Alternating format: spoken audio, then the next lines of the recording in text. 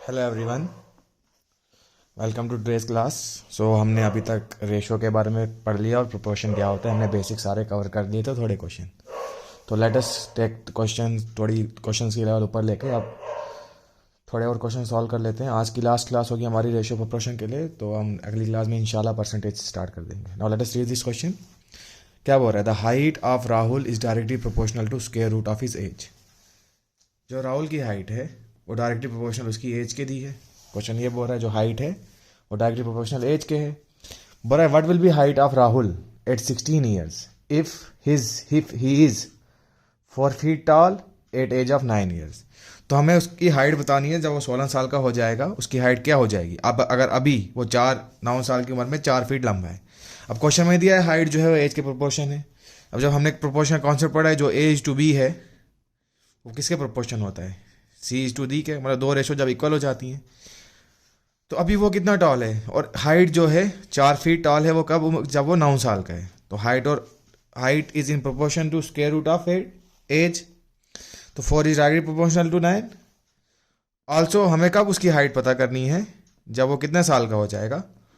16 साल का। तो हमने वैल्यू सब्स्टिट्यूट कर ली, तो स्क्वायर रूट सॉल्व कर दो। रूट 9 3 होता है, दैट इज प्रोपोर्शन को मैं इक्वल टू भी लिख सकता हूँ। X is proportion to square root of 16 is 4। इसका क्या मतलब है? जो 4/3 है वो किसके बराबर है? x/4 cross multiply 16 is equal to 3x। तो यहाँ से x कितना आ गया हमारा? 16/3। तो जब राहुल हमारा 16 साल का हो जाएगा, उसकी हाइट कितनी हो जाएगी? 16/3 फीट। तो option A is your correct answer. Late us look at next question now. See this is an important question. The ratio of milk and water is 6:5 in a vessel. मेरे पास एक vessel दिया है जिसमें milk और पानी की ratio क्या दी है? 6:5। ठीक है। अब क्या बोल रहा है? If 220 litre of mixture is replaced by 12 litre of water. मैंने क्या किया? मैंने 220 लीटर इसमें से पानी का मिक्सचर निकाल दिया। जब मैंने पानी का मिक्सचर निकाल दिया तो उस पर फिर मैंने क्या किया? 12 लीटर पानी को ऐड किया है। 12 लीटर पानी ऐड करने के बाद रेशो कितनी बन रही है? 3:4। ठीक है। अब मुझे पूछ रहा है then find the quantity of mixture initially. पहले कितना सोल्यूशन वेसल में स्टोर था, मुझे वो फाइंड करना है। एक चीज़ आप याद रखो, जब भी मेरी रेशो कुछ दी हो, फिर अगर मैं सोल्यूशन को सब्ट्रैक्ट करूं या ऐड करूं, रेशो हमेशा सेम रहती है, चाहे आप सोल्यूशन निकालो या ऐड करो। वाई सपोज मेरे पास 60:50 रेशो दी है, किसकी? पानी और मिल्क और पानी की। तो 60:50 हम 6:5 लिख सकते हैं। और सपोज 22 लीटर पानी हमारे इसमें, 22 लीटर सोल्यूशन मैंने अपने इससे निकाल दिया वेसल से। तो 11 किसको कॉरस्पॉन्ड कर रहा है? 22 को। तो एक किसको कर देगा? 22/11, 2 लीटर को। तो मैंने कितना मतलब ये निकाल दिया हमारा मिल्क हमारा 6×2 -12 मैंने मिल्क निकाल दिया। और 5×10 और 10 लीटर मैंने क्या निकाल दिया? मिल्क निकाल दिया। तो हमारी फाइनल रेशो कितनी आ गई? 48:60, सॉरी 48:40 है ना।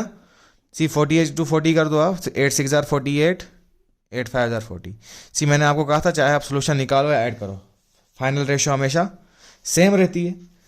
तो यही था कि जब मैंने 200 लीटर सोल्यूशन निकाला है तो रेशो कितनी है मेरी? 6:5 है ना। फिर मैं क्या कर रहा हूँ? मैं उसमें क्या ऐड कर रहा हूँ? मतलब 220 लीटर सोल्यूशन निकालने के बाद मैं ऐड क्या कर रहा हूँ? 12 लीटर पानी ऐड कर रहा हूँ। तो 12 लीटर पानी जब मैं ऐड कर रहा हूँ, मेरी मिल्क की क्वांटिटी तो फिक्स है ना। तो यहाँ पे 6 की जगह तो 3 की जगह तो 6 होना चाहिए। 3 को मैं 6 कैसे बना सकता हूँ? मल्टीप्लाई बाई 2 करके, है ना। अब 3 2 6, 4 2 8। पहले मेरी मिल्क की क्वांटिटी कितनी थी? पानी की क्वांटिटी कितनी थी? 5 से अब कितनी हो गई? 3। 3 कब बढ़ रहा है? जब मैं 12 लीटर पानी डाल रहा हूँ। सिमिलरली 1 लीटर 1 यूनिट कितना निकल जाएगा? 12/3, 4 लीटर के बराबर। तो इनिशियल क्वांटिटी कितनी थी सोल्यूशन की? 6 + 5 11। तो 11 किसको कॉरस्पॉन्ड करेगा? 11 4 44 लीटर। तो मैंने क्या किया? जब मैंने 12 लीटर पानी डाला तो मेरे पास सोल्यूशन कितना हो गया? 44 लीटर। और स्टार्टिंग में कितना था? 220 निकाला था। तो इन दोनों को ऐड कर लो, कितना बन गया? 264 लीटर इनिशियली मेरे पास सोल्यूशन पड़ा हुआ था। तो option A is your correct answer. बस मैं एक चीज़ याद रखनी है, जब मैं रेशो को, जो मेरी रेशो 6:5 वो 6:5 ही रहेगी, चाहे मैं सोल्यूशन कितना भी निकालूं या ऐड करूं। ठीक है। और मैंने आपको यह कॉन्सेप्ट यहाँ समझा भी दिया। So I hope you understood this question. Thank you. Now same concept में आप अगला क्वेश्चन देखते हैं। क्या बोल रहा है? In a college union there are 48 student. So college में 48 स्टूडेंट है, मतलब बॉयज़ प्लस गर्ल्स कितने दिए हैं 48। ठीक है, आगे बढ़ो। The ratio of number of boys to the number of girls is 5:3, मतलब 5:3 की रेशियो दी है लड़के और लड़कियों की। अब बोल रहा है the number of girls to be added in the union so that the number of boys to girls is 6:5। तो मैं कितनी लड़कियां ऐड करूं जो रेशो क्या बन जाए 6:5 बन जाए। तो क्वेश्चन ये था। तो देखो पहले देखो टोटल 48 बच्चे हैं, तो रेशो बॉयज़ की गर्ल्स की क्या दी है 48। तो सम कितना हो जाएगा रेशो उसका 8 कॉरस्पॉन्ड करेगा 48 को, तो 1 किसको कॉरस्पॉन्ड करेगा 48/8, 8 6 48। तो बॉयज़ कितने हो गए 5 6 30 और गर्ल्स कितनी हो गई 3 6 18। तो इनिशियली 30 लड़के थे और लड़कियां कितनी थी 18। अब लड़कियां कितनी ऐड करूं तो रेशो कितना बनना चाहिए 6:5। सी इसमें फिक्स क्या है, मैंने 22 को तो चेंज किया नहीं, 22 मेरे कितने हैं 30, 22 तो 30 के 30 ही रहने चाहिए ना। तो अब मैं 6 को किससे मल्टीप्लाई करूं 30 बन जाए। 6 को जब मैं 5 से मल्टीप्लाई करूंगा 30 बन जाएगा। तो 6 5 30, 5 5 25। तो लड़के कितने आ गए 30 और लड़कियां कितनी बन गई अब 25। ये कब लड़कियां बन गई जब मैंने एक्स्ट्रा लड़कियां और ऐड कर दी हैं। तो पहले कितनी थी लड़कियां 18, अब कितनी बन गई 25। तो 18 में क्या ऐड करूं 25 बन जाए तो 7। तो मैंने कितनी लड़कियां ऐड की 7 गर्ल्स। तो option B is your correct answer. तो इसमें एक चीज़ याद रखनी है, कोई एक क्वांटिटी फिक्स रखनी होती है। इस क्वेश्चन में क्या क्वांटिटी फिक्स थी हमारी बॉयज़, तो बॉयज़ पहले भी 30 थे तो अभी भी 30 ही होंगे। चेंज क्या हुआ मेरी गर्ल्स, गर्ल्स पहले 18 थी अब कितनी बन गई 25। तो 18 में क्या ऐड करूं 25 बन जाए तो 7 ऐड करूंगा। तो 7 is my correct answer. So I hope you understood it. Let us look at next question now. In a regiment the ratio between the number of officers to soldiers was 3:21। तो ratio किसकी दी है officers और soldiers की, कितनी 3:31। मतलब suppose अगर 34 इंसान है उसमें से 3 ऑफिसर्स हैं और 31 क्या हैं सोल्जर्स हैं। ठीक है, अब आगे क्या बोल रहे हैं इन ए बैटल, तो जंग हो रही है 6 ऑफिसर एंड 22 सोल्जर डाइड। तो जंग में 6 ऑफिसर शहीद हो गए और 22 सोल्जर शहीद हो गए। शहीद होने के बाद रेशो कितनी बन रही है मेरी 1:13। तो मुझे बताना है बैटल से पहले कितने ऑफिसर मेरे पास पड़े हुए थे। ठीक है, कोई बता रहा है। Then the number of officer in the regiment before battle, तो इनिशियली कितने ऑफिसर्स हैं हमें वो बताना है। सी मैं ऑफिसर्स को 3x मानता हूँ एंड सोल्जर्स को 31x मानता हूँ। अब जब बैटल हुई मेरे 6 ऑफिसर मर गए और 22 सोल्जर भी मर गए, मतलब शहीद हो गए। तो फिर रेशो कितनी बन गई मेरी 1/13।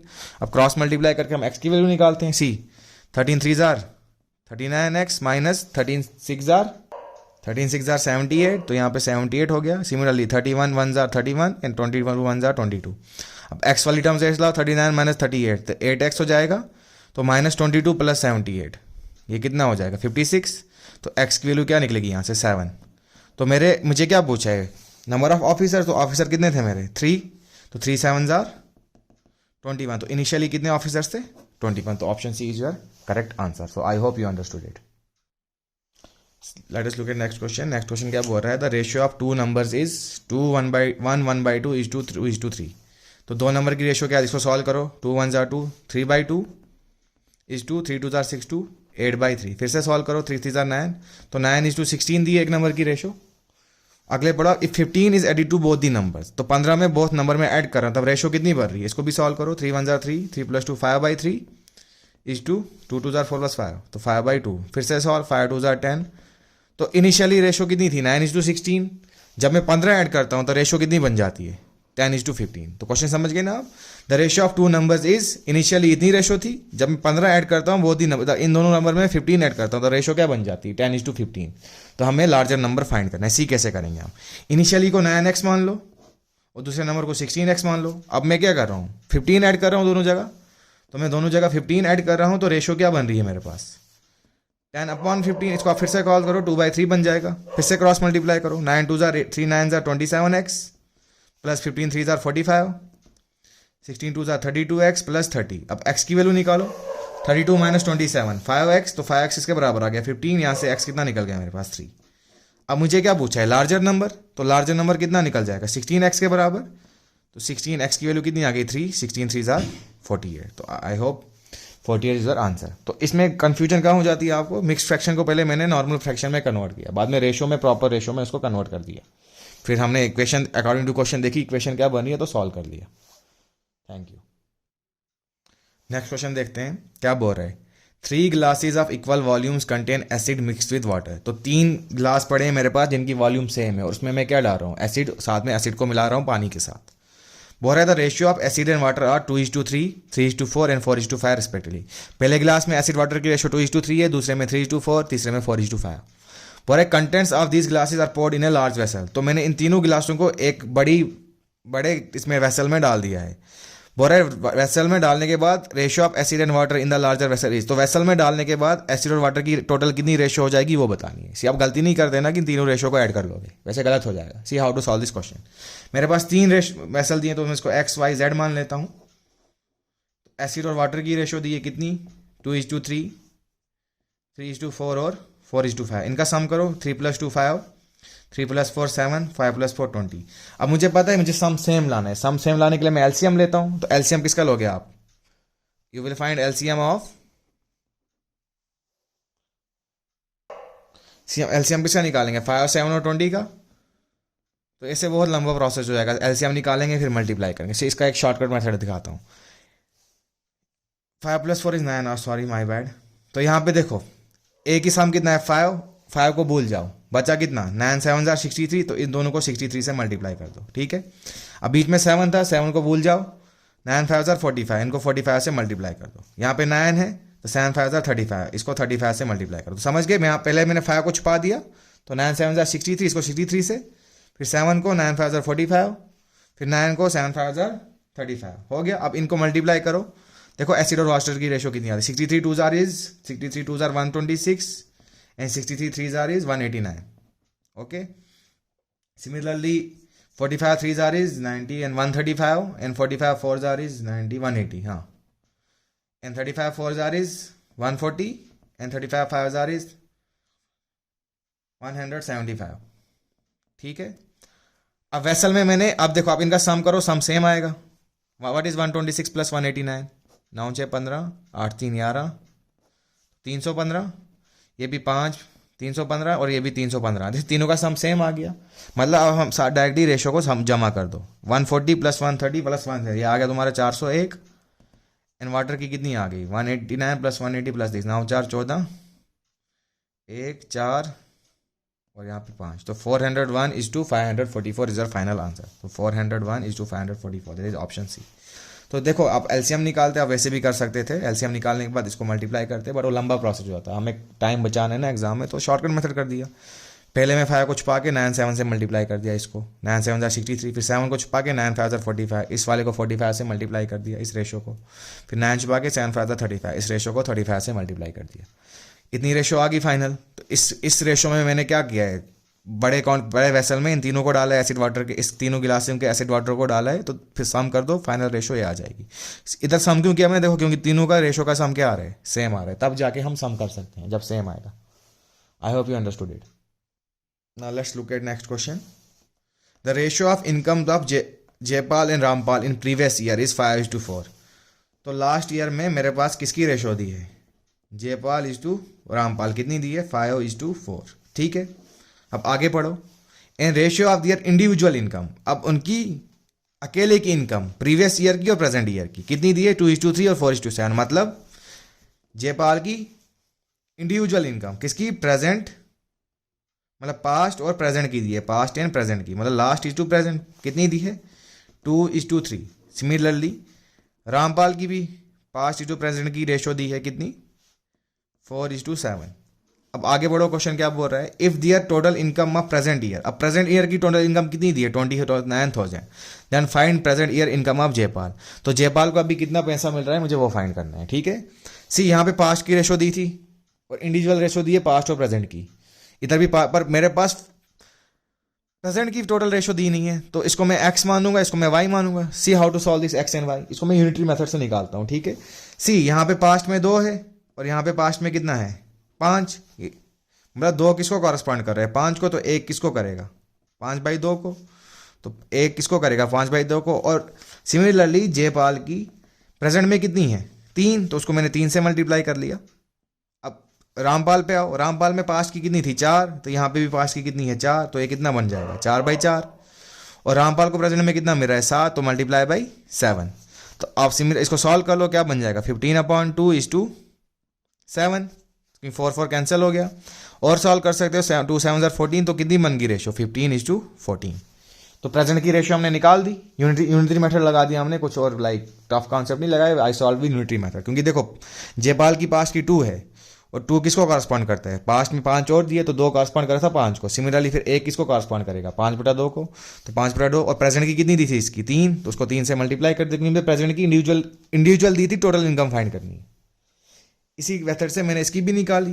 रामपाल की पास्ट में 4 थी, तो 4 को कॉरस्पॉन्ड कर रहा है, तो 1 कितने को करेगा 4/4 को, और हमें प्रेजेंट की निकालनी है, तभी मल्टीप्लाई बाय 7 करते हो। सॉल्व करके कितनी रेशियो आ गई 15:14। अब देखो टोटल इनकम कितनी दी है प्रेजेंट की 29,000, तो टोटल कितनी दी है 29,000, मतलब इन रेशियो का सम कितना है 29 किससे कॉरस्पॉन्ड कर रहा है 29,000 को, तो 1 किसको करेगा 1,000 को, क्योंकि 29 1 29, 29,000 29,000, 1,000 को कर रहा है। मुझे क्या बोल रहा है, present year income of Jaipal. अब जयपाल की प्रेजेंट कितनी है 3, तो 3 × 1000 is how much 3,000। Wait Jaipal की कितनी है प्रेजेंट इनकम, देखो इधर एक कॉरस्पॉन्ड करे 1000 को, जयपाल की प्रेजेंट इनकम कितनी है 15, तो 1 × 15 कितना आ गया 15,000 × 1 दैट इज इक्वल टू ₹15,000। तो हमें जयपाल का पूछा था, तो जयपाल का आंसर क्या आ जाएगा ₹15,000। अगर ऐसे हमें किसका पूछता रामपाल का, तो किससे मल्टीप्लाई करते 14 से। रामपाल की प्रेजेंट 14,000 है और जयपाल की प्रेजेंट 15,000 है। तो I hope you understood this question, this was a good question. Next question देखते हैं क्या बोल रहा है। In a coloured picture of the blue and yellow colour, blue and yellow colour are use in the ratio 4:3। तो blue और yellow colour की ratio कितनी दी है मेरे पास 4:3 दी है। If in upper portion half black blue is to yellow is 2:3, then is lower half portion what is blue is to yellow. मतलब क्या देखो हमें एक मतलब हमें एक पिक्चर दी है, उसको मैंने 2 हिस्सों में डिवाइड कर दिया, ठीक है। 2 हिस्सों में डिवाइड करने के बाद ऊपर वाले पोर्शन में blue is to yellow colour की रेशो क्या दी है 2:3। मुझे बोल रहा है नीचे वाले पोर्शन में फाइंड करो, और टोटल रेशो कितनी है हमारे पास 4:3 की दी है, ठीक है। अब गलती से ऐड नहीं कर देना यहाँ पे, तो क्वेश्चन गलत हो जाएगा। ऐड हम तब करते हैं जब सम सेम आ जाता है। देखो अब इसको हम एजम्पशन मेथड से करते हैं। सपोज मेरे पास ब्लू 40 रेशो थी और 30 थी, तो इसको मैं 40:30 लिख सकता हूँ, सिंप्लीफाई करके 4:3 आएगा। मतलब अगर मेरे पास 70 लीटर का सोल्यूशन था, पेंट था, 70 लीटर का पेंट था, उसमें से 40 लीटर क्या था ब्लू कलर का, 30 लीटर क्या था येलो कलर का। तो 70 लीटर के बाद 70 लीटर का था, उसको मैंने आधे आधे हिस्से में डिवाइड कर दिया, तो 35 लीटर यहाँ गया और 35 लीटर यहाँ गया। अब इस पोर्शन ऊपर पोर्शन को देखो, ऊपर पोर्शन में 2:3 के रेशो में यूज हो रहा है। मतलब 5 किसको कॉरस्पॉन्ड कर रहा है 35 को, तो 1 किसको करेगा 7 को, यूनिटरी मेथड से। 35/5 इज 5 1 5 5 7 35। मतलब ब्लू कलर कितना लीटर यूज हुआ है 7 2 14 लीटर इसमें ब्लू कलर यूज हुआ, and 7 3 21 litre yellow colour use हुआ। तो 40 में से अगर मैंने 14 लीटर ऊपर यूज किया, तो नीचे कितना बच गया 26। सिमिलरली 30 में से अगर मैंने 21 लीटर ऊपर यूज कर दिया, नीचे कितना बच गया 9। समझ गए ना, 40 में से 14 माइनस करो 26 आ जाएगा, 30 में से 21 माइनस करो 9 आ जाएगा। तो नीचे पोर्शन में blue is to yellow colour की रेशो क्या निकली 26:9। तो इज दिस करेक्ट आंसर। आप यहाँ कुछ भी ले सकते थे रेशो, बट वो 4:3 का ही इक्विवेलेंट रेशो आनी चाहिए थी। तो 4:3 के इक्विवेलेंट 40:30 होता है, क्योंकि मैंने 10 से मल्टीप्लाई कर दिया दोनों को। तो 70 लीटर का सोल्यूशन था, उसमें से 35 लीटर ऊपर गया, 35 लीटर नीचे गया। अपर पोर्शन में ब्लू इज टू येलो किस रेशो में यूज हो रहा है 2:3। मतलब 5 किसको कॉरस्पॉन्ड कर रहा है 35 को, तो 1 किसको करेगा 7 को। उसी मतलब फिर 7 2 14 14 लीटर ब्लू कलर यूज हुआ है, एंड 7 3 21। अपर पोर्शन में 14 लीटर ब्लू यूज हुआ है, 21 लीटर येलो यूज हुआ है। अब नीचे पोर्शन में निकालें, टोटल मेरे पास 40 लीटर था ब्लू का, तो 40 में से 14 माइनस करूंगा 26 आ जाएगा। और येलो कितना था टोटल मेरे पास 30 लीटर का, तो 30 लीटर में 21 मैंने ऊपर पोर्शन में यूज किया, तो नीचे कितना बच गया 30 - 21 इज 9। So I hope you understood this question. अच्छा क्वेश्चन था ये भी। Let us look at next question now. क्या बोल रहा है, A and B have their monthly income in the ratio 8:5।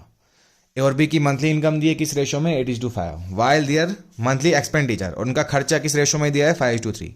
Income दी है 8:5, खर्चा कितना दिया है 5:3 की रेशो में।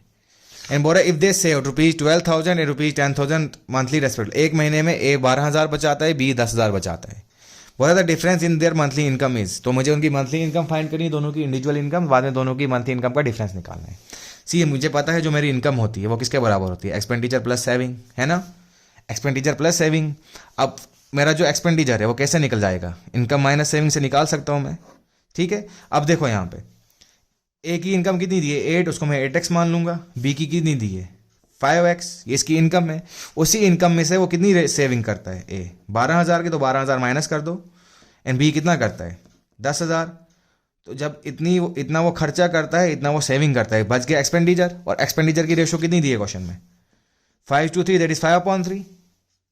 मैंने इसको इनकम को x मान लिया, तो ए का 8x आ गया, बी का 5x आ गया। उसी इनकम में से वो 12,000 की सेविंग करता है, तो अगर सेविंग करता है एक्सपेंडिचर इतना करेगा, या अगर सेविंग 10,000 की करता है तो एक्सपेंडिचर इतना करेगा। तो इक्वेशन बन गई। अब x की वैल्यू निकालते हैं। सी 3 8 जार 24, तो 24x minus 3 12 jar 36,000, 5 5 jar 25x, 5 10 jar 50,000। तो x कितना मिलेगा? 25 माइनस 24 इज x, और ये 50 minus 36, 50 minus 36 how much? 10 minus 6, 14,000। तो x कितना आ गया मेरे पास? 14,000 के बराबर। तो लेकिन मुझे किसकी पूछा है? मुझे उनका डिफरेंस निकालना है इनकम का। अब इंडिविजुअल इनकम निकालो। 14 8 जार, तो मेरे पास x की वैल्यू 14,000 निकल गई। तो ए की इनकम कितनी निकल जाएगी? ए का 8x है ना इनकम, तो 8 इंटू 14,000 कितना हो जाएगा? वो 1,12,000। सिमिलरली बी की कितनी आ जाएगी? 5x, मतलब 5 इंटू 14,000, 5 14 जार 70, दैट इज 70,000। अब इन दोनों को माइनस करो, इन दोनों को माइनस करके आता है 42,000। तो डिफरेंस ऑफ इनकम पूछा था, तो डिफरेंस ऑफ इनकम कितना आ गया? 42,000। That is option D is your correct answer. बस इक्वेशन फ्रेम करने आनी चाहिए थी, बाद में तो इजी सॉल्व था। उसके लिए हमें पता है जो इनकम होती है वो एक्सपेंडिचर प्लस सेविंग होती है। अब हमें एक्सपेंडिचर की रेशो दी है, तो एक्सपेंडिचर लिख सकता हूँ मैं इनकम माइनस सेविंग। तो इनकम मेरी 8x दी थी ए की, बी की 5 दी थी, तो 8x और 5x मान लिया। उस पर से सेविंग कितनी कर रहा हूँ मैं? ए 12,000 की कर रहा है, बी 10,000 की कर रहा है। और एक्सपेंडिचर की रेशो क्या थी? 5:3। तो यहाँ से x की वैल्यू निकाल दी, फिर उसको इंडिविजुअली मैंने दोनों की इनकम निकाल के दोनों की इनकम का डिफरेंस लेके 42,000 हमारा आंसर आ गया। So I hope you understood it. सीधी नेक्स्ट क्वेश्चन नाउ। बोल रहा है a bag contains coins of denomination ₹1, ₹2 and ₹5। तो एक बैग में मेरे पास क्या दिया है?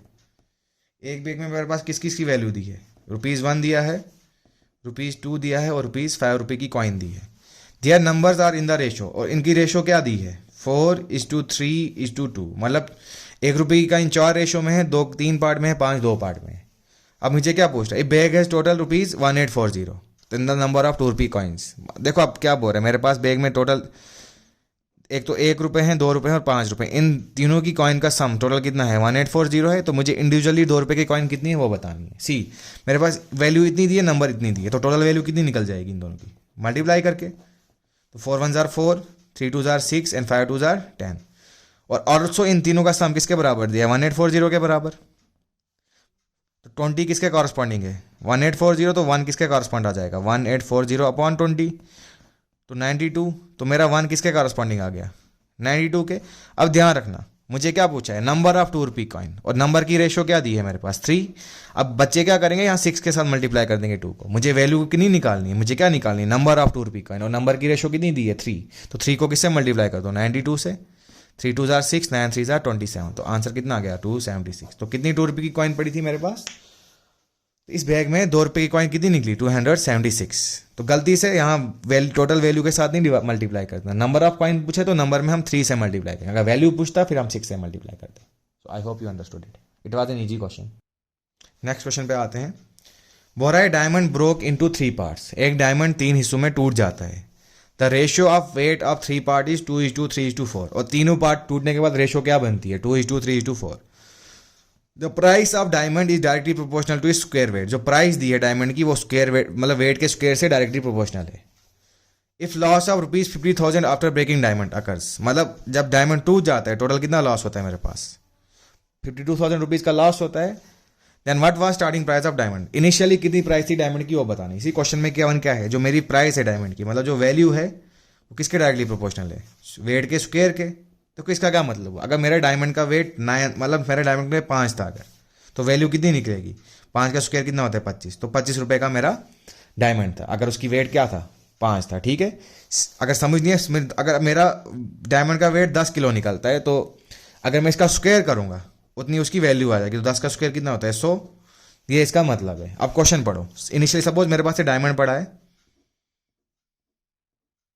अब करता क्या हूं मैं इसको, ये मेरे से 3 हिस्सों में टूट जाता है। 3 हिस्सों में टूटने के बाद इसका वेट का रेशो क्या बन जाता है? 2:3:4। अब वेट का रेशो दिया था तो अब मैं वैल्यू निकाल सकता हूं। वैल्यू किसके प्रोपोर्शनल है? वेट के स्क्वायर के। तो 2 का स्क्वायर, 3 का स्क्वायर, 4 का स्क्वायर निकालो। 2 का स्क्वायर कितना हो गया? 4, 3 का 9 और 4 का 16। इनिशियली कितना वेट था इसका, इनिशियली कितना वेट था, देखो 3 2 5 4 9। इनिशियली देखो इन तीनों को जमा करूंगा तभी जाके बड़ा डायमंड बनेगा। तो बड़े डायमंड का वेट कितना था 9। 9 से टूटने के बाद कितना बने 2:3:4। तो इनिशियली कितनी वैल्यू थी, 9 का स्क्वायर कितना होता है 81। तो इनिशियली डायमंड की वैल्यू 81 थी और टूटने के बाद कितनी बन गई 9 4 13, 13 plus 16 is how much 16 20 and 29। टूटने के बाद इसकी वैल्यू कितनी बन गई 29। इनिशियली 81 वैल्यू थी, बाद में कितनी बन गई 29। तो मुझे कितने रुपए का लॉस हो गया, 81 में से 21 पे आओ, 11 minus 9 how much 11 minus 9 2 and 7 minus 2 5। तो मेरे पास ₹52 का लॉस हो गया ना। दोबारा देखो एक बार फिर से समझाता हूँ। मेरे पास बड़ा डायमंड था, बड़ा डायमंड 3 हिस्सों में टूट गया। 3 हिस्सों में टूटने के बाद उसकी वेट की रेशो क्या होगी 2:3:4। और क्वेश्चन में जो डायमंड की प्राइस है वो वेट के स्क्वायर के बराबर है। तो 2 का स्क्वायर 4, 3 का 9 और 4 का 16। तो टूटने के बाद इनका वैल्यू कितनी आ गई मेरे पास 29। और इनिशियली तो डायमंड इन दोनों का तीनों का सम करोगे तो 9 आएगा ना। तो इनिशियली ये 9 था, तो 9 का स्क्वायर कितना होता है 81। तो इनिशियली मेरी वैल्यू इनिशियली 9 kg का था और वैल्यू किसके बराबर है वेट के स्क्वायर के। तो इनिशियली वैल्यू 81 है, टूटने के बाद 29 रुपीज़ होगी। तो टूटने के बाद मेरे पास कितने रुपए का लॉस होता है 52 रुपीज़ का। अब टोटल लॉस भी दिया है 52 किसके कॉरस्पॉन्डिंग है 52,000 के। तो एक यूनिट किसके कॉरस्पॉन्डिंग आएगा 52,000 अपॉन 52 दैट इज 1000। तो एक यूनिट किसके बराबर कॉरस्पॉन्ड आ गया 1000 का। अब मुझे क्या पूछी थी what was the starting price of diamond. अब बताओ स्टार्टिंग प्राइस डायमंड की कितनी होगी। तो एक को किससे मल्टीप्लाई करूंगा मैं 81 से, क्योंकि इनिशियली 81 था ना। तो 81 को अब 1000 से मल्टीप्लाई कर दो तो कितना आ जाएगा ₹81,000। तो 81,000 इज योर करेक्ट आंसर। तो ऑप्शन डी हमारा आंसर आ गया। तो I hope you understood it. क्योंकि देखो इनिशियली 81 थी तो एक यूनिट 1000 को कॉरस्पॉन्ड कर रहे हैं। तो 81 यूनिट्स किसको करेंगे 81 multiply by 1000 is 81,000। Last question for the day. देखो आपने क्वेश्चन अपने जब आप इंजीनियरिंग कर रहे होते हो या एप्टीट्यूड की तैयारी कर रहे होते हो क्वेश्चन बड़ी बात देखा है आपने अपने एग्जाम्स में भी। क्या बोल रहा है a dog takes 7 jumps for every 10 jumps of line. अगर लाइन 10 जंप मारता है डॉग्स वही डिस्टेंस कितने में कवर करता है 7 जंपों में कवर करता है। And fog takes 12 jumps for every 10 jumps of line. अगर कोई डिस्टेंस लाइन 10 जंपों में कवर करता है वही डिस्टेंस फॉक्स कितने में करता है 12 जंपों में। तो मेरे पास line is to dog is to fox की रेशो दी है कितनी, लाइन कितने में करता है 10 में, डॉग कितने में करता है 7 में और फॉक्स कितने में करता है 12 में। ठीक है अब आगे पढ़ो। Distance covered by dog in 5 jumps, line in 15 jumps and fox in 20 jump is equal. मतलब जो डिस्टेंस लाइन डॉग 5 जंपों में कवर करता है और लाइन 15 जंपों में कवर करता है वो इक्वल है। यही मतलब है देखो distance covered by dog in 5 jumps and line in 15 jumps equal. तो डॉग जो 5 जंपों में डिस्टेंस कवर करता है वो लाइन के 15 जंपों के डिस्टेंस के बराबर है। तो यहाँ पे डॉग इज टू लाइन की रेशो क्या आ गई 15/5, 5 1 जार 5 3 जार तो 3:1। तो डॉग इज टू लाइन की रेशो कितनी आ गई 3:1। सिमिलरली जो डॉग 5 जंपों में डिस्टेंस कवर करता है फॉक्स को कितनी जंपों में कर रहा है 20:2 में। तो डॉग इंटू 5 किसके बराबर आ गया F इंटू 20। डॉग जो 5 जंपों में डिस्टेंस कवर करता है वो किसके बराबर है फॉक्स की 20 जंपों के बराबर। यही लिखा है distance covered by dog in 5 jumps and fox in 20 jump is equal. तो distance covered by dog in 5 jumps and fox in 20 jump is equal. तो डॉग बाय फॉक्स की रेशो कितनी आ गई 20/5 दैट इज 4:1। तो देखो अब यहाँ पे कॉमन क्या है डॉग, जो कॉमन होता है मैंने जब मर्जिंग करना सिखाया था आपको कॉमन वाला हम बीच में रखते हैं और बच कौन सा गया मेरे पास लाइन और फॉक्स। अब लाइन और डॉग की रेशो कितनी दी है 1:3 और डॉग और फॉक्स की कितनी दी है 4:1। अब मर्जिंग करते वक्त मैंने आपको सिखाया था जो खाली जगह होती है उसको 7 वाले नंबर से फिल कर दो।